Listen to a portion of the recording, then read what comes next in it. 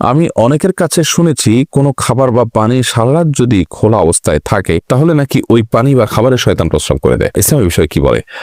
দেখুন, এমনিতে নবী করিম সাল্লাল্লাহু আলাইহি ওয়াসাল্লাম নিষেধ করেছেন আমরা রাতে শোয়ার সময় যেন কোনো খাবার বা কোনো পাত্র এমনকি যেন খালি যেন না রাখি। শয়তান বিচরণ করে, দুষ্টজিন বিচরণ করে, সেটাকে ঢেকে রাখতে নবী সাল্লাল্লাহু আলাইহি ওয়াসাল্লাম নির্দেশ করেছেন। আমরা অনেকেই এটার প্রতি খেয়াল রাখি না, কিন্তু তাই বলে শয়তান পেশাব করে এরকম কোনো কথা কোরআন হাদিসে কোথাও বর্ণিত হয়নি। এগুলো আমাদের সমাজে প্রচলিত কথা। অনেক মুরব্বীরা এই যে খাবার বা প্লেট ইত্যাদি অনেকে ঢাকা ছাড়া শুয়ে পড়েন, সেই বদভ্যাস বা সেই খারাপ কাজটিকে দূর করবার জন্য এই ধরনের কথা নিজেরা বানিয়ে নিয়েছেন।